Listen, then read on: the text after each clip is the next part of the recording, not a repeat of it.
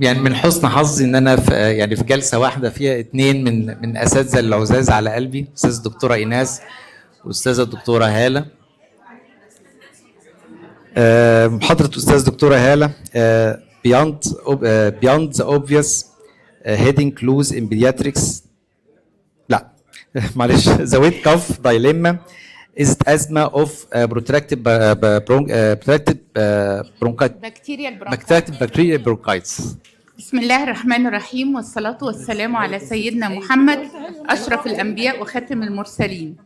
شفتوا بقى دكتور ماجد بيقول إيه؟ حظي أنا بقدم 2 من أساتذتي. أنا عايزة أقول لكم إن دكتور ماجد هو الرئيس بتاعنا دلوقتي، هو رئيس القسم.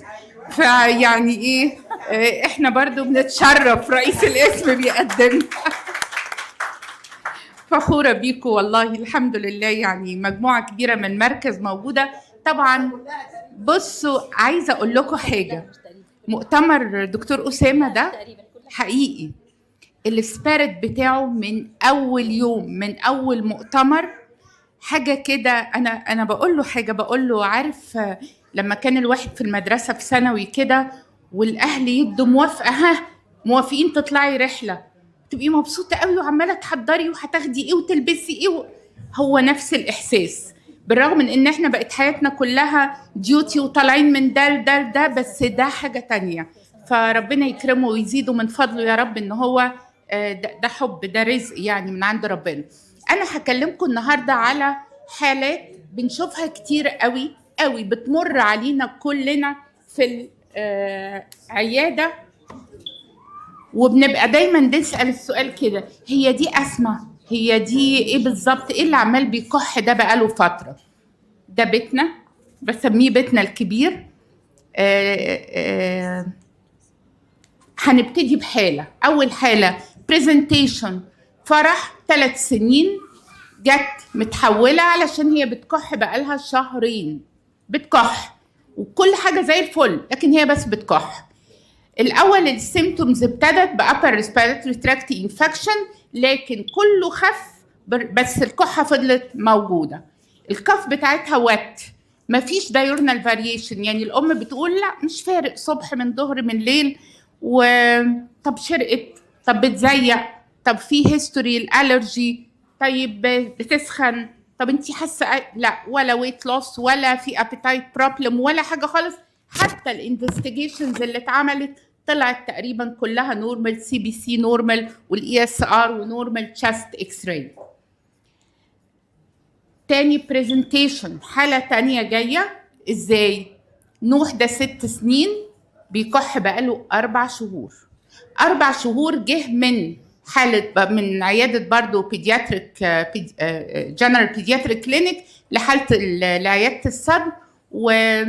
بس بيقولوا ايه بقى؟ ده في اوقات بتبقى الدنيا وحشه قوي، الكحه وحشه قوي، مش حاجه كده كل يوم ماشيه وخلاص. وعلى فكره اخوه الصغير الرجيك، عنده هيستوري بتاع الرجيك راينايتس، وبيجي له اتاكس اوف ازمه، وعملنا له السكين بريك تيست وطلع بوزيتيف للبولنز والداست مايتس والميلك. ده مين؟ ده اخوه الصغير. ما عندوش هيستوري للشوكينج، ولا ابتدى معاه الدور بأبر ريسبيراتوري تراكت انفكشن. الكحه بتاعته وات اول ذا داي، لكن بالليل بتبقى اسوأ، بس هي وات. ما فيش ويز، ما فيش اكسرسايز ليميتيشن ولا اكتيفيتي ليميتيشنز، ولا سخن، ولا في اي مشاكل بالنسبه للجراس بتاعه او الابيتايت. الانفستيجيشنز طلعت السي بي سي والاي اس ار نورمال، تشست اكس راي كمان كانت نورمال. السبايرومتري اتعمل له، لان طبعا ده في فاميلي هيستوري اهو، شكينا قوي انه ازماتيك، طلع نورمال. وبالرغم من ان هو اتيبيكال نيتشر للسيمتوم بتاعت اسما، سبايرومتري نورمال ومفيش نايت كاف، والاسما تتميز بدراي كاف مش ويت كاف. بالرغم من كده هو مشي على علاج اسما علشان خاطر الجمله بتاعت النايت تايم وورسنينج، وان اخوه الرجيك راينايتس، وخد علاج الاسما لكن ما تحسنش. يا ويلكم استاذه دكتوره ايمان، الحمد لله على السلامه. طيب، هو مش دي الكف اللي بقالها شهرين و4 دي كرونيك كف، لان اي طفل بيكح اكتر من 4 أسابيع دي كرونيك كف، تعرفها كده. ودي associated with high morbidity و bad quality of life، لانها بتأثر على حاجات كتير قوي. هو ما بينامش كويس، هو مش عارف يلعب كويس ولا يمارس حياته عادي، ما الام بقى خايفه انه يكح زياده فاقعد جنبي، وما بيروحش المدرسه تمام عشان الكحه لانه بينزعجوا جدا في المدرسه، والاهل قلقانين على طول، يبقى الكواليتي اوف لايف مش تمام. طب ايه اسباب الكرونيك كف؟ ايه اشهرها؟ الاسمى اشهر حاجه، الابر اير واي كاف سيندروم، اللي عنده مشاكل هنا وبتعمل ابر اير واي كاف سيندروم، اللي هي ينزل سكريشنز يبتدي طول الوقت بيكح. والبروتراكتد بكتيريال برونكايتس اللي احنا ما ابتديناش ناخد بالنا منها غير من كام سنه، بالرغم من انها حاجه فيري كومن. الكرونيك ويت كاف ممكن كمان تبقى symptom of chronic suppurative airway disease، يعني ممكن محلات السيستيك فايبروزس ما هي كرونيك كاف، interstitial lung disease ما هي كرونيك كاف، بس طبعا بنلاقي معاها اعراض تانية مصاحبه كتير بتنبهنا ان ده لا مش سيمبل كرونيك كاف او من الاحتمالات اللي فوق. طيب الاكسيدنتال اسبيريشن اوف فورين بودي، واحد شرق وفضل الفورين بادي ده موجود واكيوميليشن للسكريشن ويحصل سابيوريشن بعد كده، ما هو ده برضو سبب لانه يحصل مشاكل بذيعه، غالبا بتبقى في سن السنتين ل4 سنين، وممكن تبقى الشوكينج ابيزود دي اتشافت، وممكن تبقى طبعا ما حدش خد باله او ما كانش حد جنبه. طب هو احنا لما بتجيلنا حاله كرونيك كاف بنفكر ازاي؟ بنبتدي نمشي كده واحده واحده، نقول ايه؟ هو أنا عندي بالهيستوري وبالسماعة وبالانفستيجيشنز في كاف بوينترز، في حاجة تقول لي امشي في السكة دي أو دي أو دي، هشوفها وبعدين هبتدي أقول بناء على ال3 حاجات دول أنا هبتدي أمشي في سكة وأعمل الدايجنوستيك تيست ليها وأدي التريتمنت على حسب ما شخصت. أو قلت لا ده ولا حاجة من دول ولا حاجة من الاحتمالات دي، يبقى أنا هقول دي نون سبيسيفيك، ملهاش سبب محدد. ملهاش سبب محدد بس هي ويت كاف، حط في الأول البروفيجنال دايجنوزس إنها بروتراكتد بكتيريال برونكايتس، ودي الانتيبيوتيك ترايل لمدة من 2 ل4 أسابيع. إيه ده؟ شهر؟ هندي انتيبيوتيك شهر؟ ممكن نوصل لكده، بس يوجوالي 2 أسبوع كاملين بيبقوا كافيين. لقيته اتحسن يبقى صح، الدياجنوز بتاعك مظبوط، دي بروتراكتد بكتيريا برونكايتس.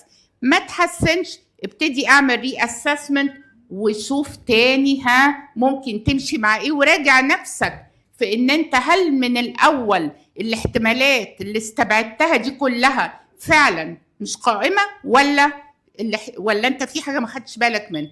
طب لو انا لقيت ان هو ولا حاجه من الكاف بوينترز دي بتقول لي فكري في تشخيص محدد، وبعدين طلعت نون سبيسيفيك دراي كاف، اشهر حاجه تعمل كده ايه؟ الاسمى. فهبتدي اقول طيب watch and wait for 2 weeks، ما تحسنش ادي inhaled corticosteroid على الدوز المظبوطه وشوف رد الفعل ايه، اللي هي بنسميها ثيرابيوتيك ترايل، وشوف اخباره ايه بعد 2 ل4 أسابيع. بيتحسن يبقى انت ماشي في سكه الاسمى. طب ايه بقى ال3 حاجات اللي شفناهم دول اللي هم الكاف بوينترز؟ الهيستوري، والعيان ده اصلا بيحكي لي بيقول لي ايه؟ بيقول لي انه عنده برودكتيف كاف، ده غالبا اما بروتراكتد بكتيريا برونكايتس او اسبيريشن لفورين بادي. ابتدي بقى هيستوري عماله بقى افصص في الكلام، او حاجه من انترستيشال لانج ديزيز ولانج ابسس وما شابه بقى. طب ده بيكح بس فيها مابسس، بشوف بلاد، يبقى انا بفكر في التي بي والبرونكيكتسز واوتو اميون لانج ديزيز. طب بسمع ويز، يبقى انا بفكر في سكه الاسمى. طب في ديسنيا كمان بتحصل، يبقى في برونكوسبازم، يبقى بفكر في الأسمة. طب في recurrent infection، ده مش بس بيجي بكحة، ده عمال يجي كل شوية لدرجة إنه يدخل في نيمونيا، يبقى أنا بفكر في immune deficiency أو structural lung disease. لأنه واحد كرونيك كاف ده مينز مش بيعيا كام يوم، ده بيعيا بالأسابيع وبالشهور.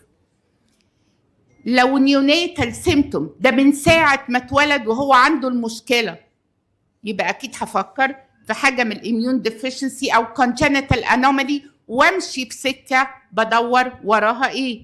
لو تشوكينج طبعا خلاص الفورين بادي، أو أشوف ممكن يكون سايكوجينيك كاف، والحقيقة ما بحسش إنها ممكن تلخبطني مع بروتراكتد بكتيريا برونكايتس، لأنها تتميز بإريتيتيف دراي كاف، وهو نايم وهو مشغول وهو ما فيش حد قاعد قدامه، هو ساكت وما فيش كحة خالص، ودي بنشخص بيها بالطريقة دي.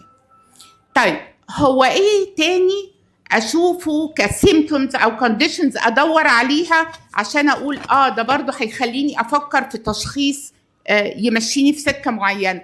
ان يكون في لو عنده كاردياك ديزيز افكر في تريكيوماليشيا او برايمري سيلياري ديسكاينيزيا.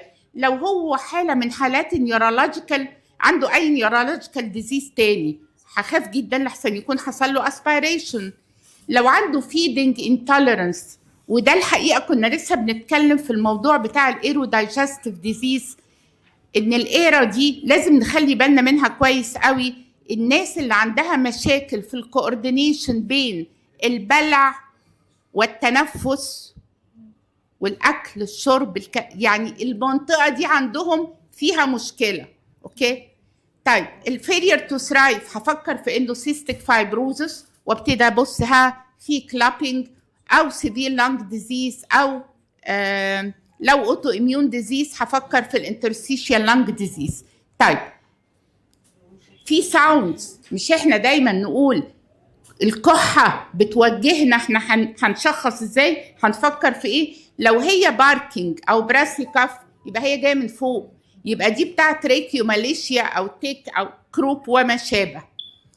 لو هي باروكسيسمال كاف او انسبيراتوري ووب وهو بياخد نفسه، يبقى انا بفكر في البرتاسس، لان دايما الاسمى اكسبيراتوري، يعني هسمع الصوت وهو اكسبيريشن مش انسبيريشن. لو في ويت كاف in the morning هفكر في السابيوريتيف لانج ديزيز، ولازم الاقي معاها حاجه مأثره على الويت وعلى الجراس وعلى اعراض تانية كتير موجوده، ما يبقاش الطفل زي الفل يعني. والبرودكتيف كاف يبقى معناها في اندوبرونكيال سكريشنز اللي هي الحاله بتاعتنا. فحصته وبصيت عليه لقيت كلابينج للفينجر، فكرت في الانترستيشيال لانج ديزيز. لقيت chest wall abnormality، فكرت في نيوروماسكولار ديزيز. هايبوكسيا، ده في حاجه في اللانج تيشو، ده الاكسجينيشن نفسه مش تمام. abnormal breath sounds، ابتدي دور بقى هارت فيلير واللانج فيها ايه. الروتين انفستيجيشنز اللي بنعملها التشست اكس راي، السبيرومتري، ولو واحد فيهم طلع مش تمام هشوف بيقول لي ايه. السبيرومتري بيقول لي هي obstructive lung disease زي asthma، ولا restrictive زي interstitial lung disease. وبعدين وصلنا كل الكلام اللي قلتيه ده هنشخص ايه؟ هنقول ان حالة فرح الاولانية تعالوا نبص لها كده، upper respiratory tract infection كده، sinus infection، عملت prolonged cough.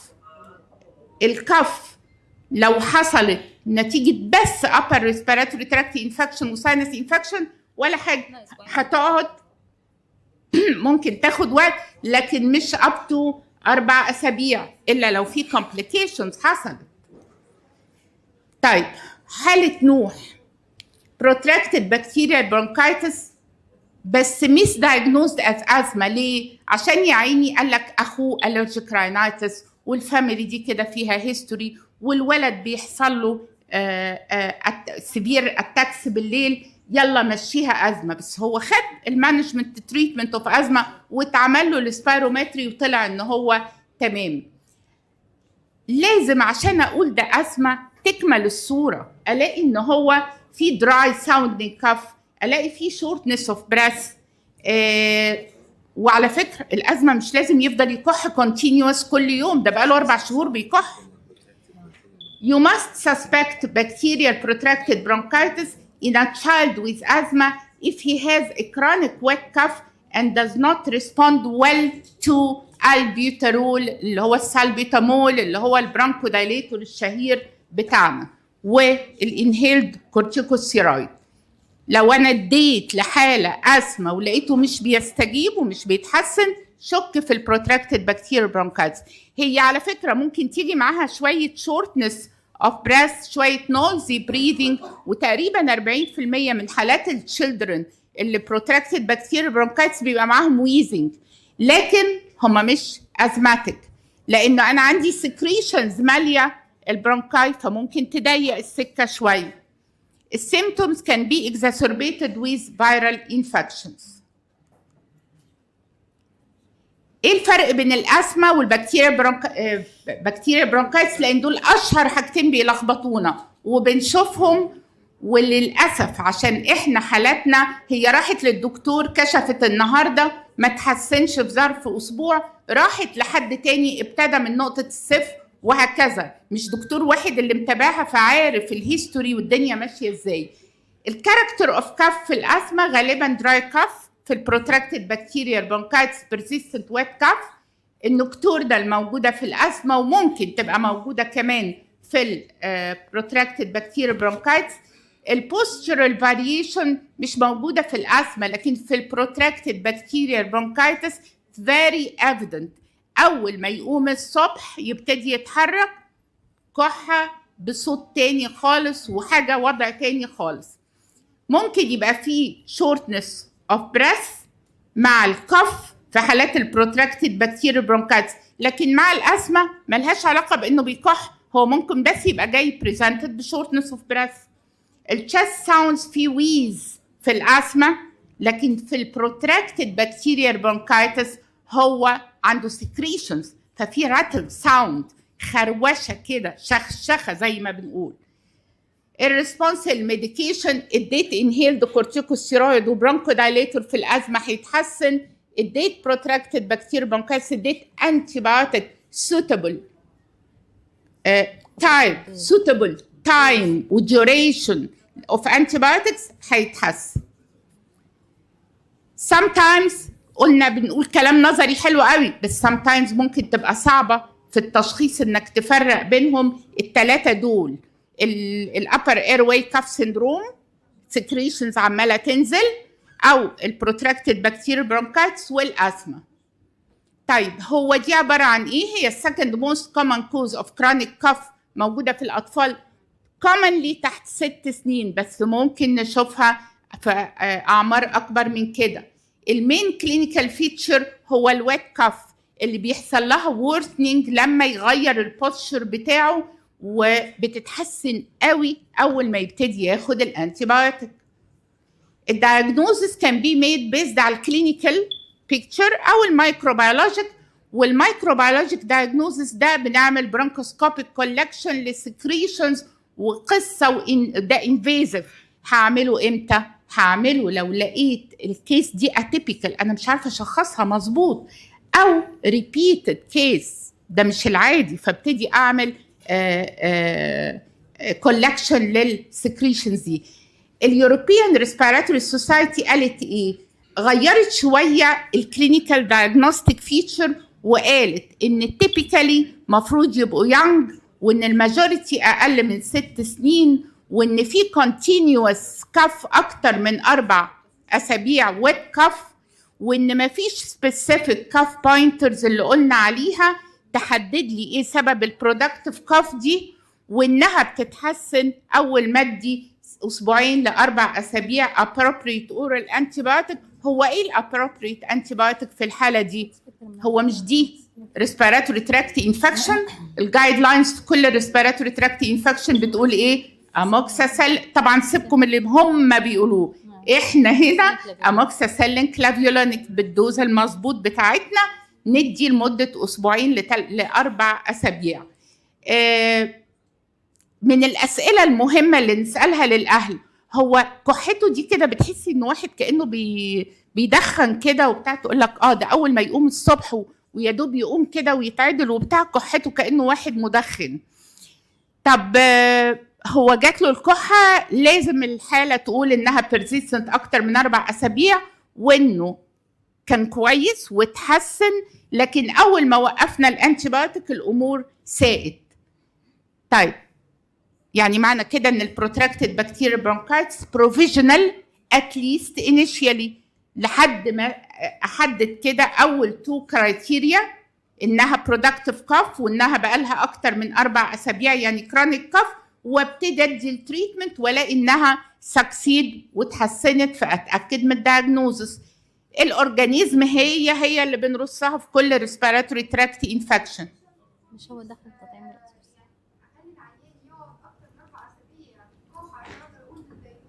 هو جاي لك اصلا، هو مش هيجي، لا ما بقتش كرونيك كاف، لا جالي بعد اسبوع بعد 2، هي مش كرونيك كاف.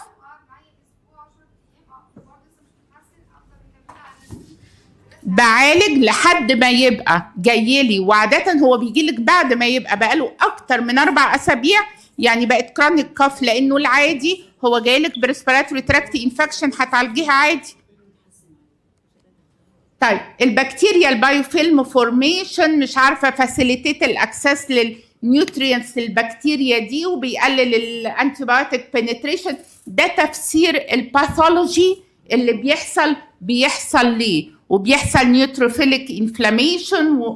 ومشكلتها ايه بقى؟ مشكلتها ان دي من اشهر الاسباب اللي ممكن تدخل الحالات دي في برونكياكسس. كارثه، برونكياكسس ده حاجه وحشه قوي ان انا اسيب العيان بتاعي يخش فيها. طب الدايجنوزس مينلي كلينيكال، الشست اكس راي بعملها عشان اشخص؟ لا، اعملها بس لو انا شاكه في حاجه تانية، لو انا قلقانه من حاجه تانية، او عايزه ادور على حاجه سبيسيفيك ساين يعني، انما مش في العادي بعملها. ممكن الاقي بيري هايلر تشينجز عشان حصل بيري برونكيال وول ثيكنينج لما الموضوع طول. السي تي سكان برضو بعمله لو انا لقيت ان يكون حصل برونكيكتس. البرونكوسكوبي اعمله قبل الانتيبيوتيك امتى؟ لو هي اتيبيكال فيتشر، او لو انا قلقانه من انهيلد فورين بادي، او لو الموضوع بقاله اكتر من سنه وجربت اعالج واديت 4 اسابيع ومش ريسبوندنج، لا دور بقى واعمل السي تي. ممكن اعمل برونكيو الفيولار لافاج واللنج فانكشن تيست، وهلاقي في الحاله دي الباترن بتاع الاير واي اوبستراكشن لانه في سكريشنز قافله.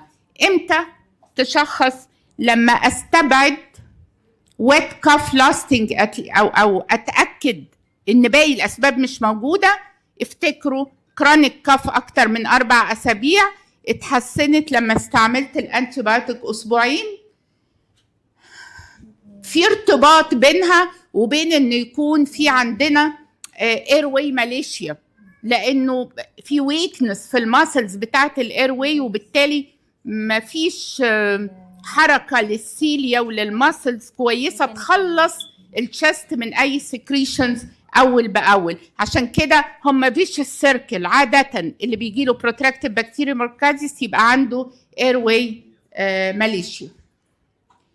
السيميلاريتيز بين البروتراكتيف بكتيريا برونكايتس والكرونيك سابيوراتيف لانج ديزيز والبرونكيكتسز بيشتركوا في ان عندهم كلهم بيعانوا من كرونيك ويت كاف، راتلينج بريدنج، defective mucociliary clearance، endobronchial bacterial infection، وفي نيوتروفيليك ايرواي انفلاميشن. الفروق بينهم ايه؟ درجه السيفيريتي. اكيد ده مش زي الكرونيك سابيوراتيف، مش زي البرونكيكتسز، ولو عملت سي تي طبعا هلاقي فرق. واكيد لما ادي الانتيبيوتيك اسبوعين ل4 اسابيع الحالتين الباقيين مش هيتحسنوا زي ده. ايه التو مين ريسك فاكتورز لان يحصل برونكيكتسز؟ ان يحصل للعيان ده اكتر من 3 ابيزود من البروتراكتد بكتيريال برونكايتس في السنه، او ان انا اعمل البال اللي هو البرونكيو الفيولار لافاج الاقي انه الاورجانيزم المسبب هو الاتش انفلونزا. انا ابتديت اهنج ولا ايه؟ البروتراكتد بكتيريال برونكايتس جود بروجنوزس، لو انا شخصتها واديت العلاج مظبوط ممكن يحصل لها ريكير افتر تريتمنت، وممكن احتاج اكرر ريبيتد دوزز. الفريكونسي اوف ريكارنس والاتش انفلونزي ايزوليشن عاده، يعني الاورجانيزم ده سخيف وعاده بيدخلنا في الكرونيك سابيورتيف لانج ديزيز. التريتمنت فور اتليست 4 ويكس بيقلل الريسك اوف ريكارنس. يعني لو جات لي حاله معروف انه تكرر معاها، دي بقى ما اديلهاش اسبوعين، دي اقول لها تاخدي 4 أسابيع. وعلى فكره البريتش سوسايتي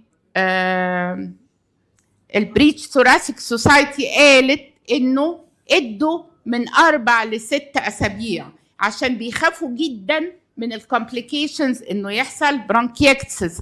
بس الحقيقه على ارض الواقع احنا بنبتدي بالاسبوعين والغالبيه بتتحسن كويس قوي. الهوم مسج ايه؟ المين ستاي of protracted bacterial bronchitis treatment هو 2 weeks therapy with high dose of antibiotics زي الكو اموكساسيلين كلافيولينيك، اللي هي ايه الهاي دوز يا جماعه؟ 90 مللي جرام، زي الاوتايتس ميديا زي الساينوسايتس. الفيرست والسكند جنريشن كيفالوسبورينز هي الاوبشن الثاني مش هيقدر ياخد اموكساسيلين. الماكروليدز هي الالترناتيف للي عنده بنسلين وكيفالوسبورين الرجي بيشنتس. افتكروا كويس قوي البروتراكتد بكتيريال برونكايتس هي differential diagnosis of chronic cough cases before you change الانتيبيوتيك للحاله اللي جايه لك من زميلك ما تحسنتش. قبل ما اغير كده الانتيبيوتيك وخلاص افكر كويس، لانه ممكن يكون بس محتاج وقت اطول هو ما خدوش. شكرا. شكرا دكتورة هالة. شركة مونو ميديا ترجو لكم دوام المناسبات السعيدة.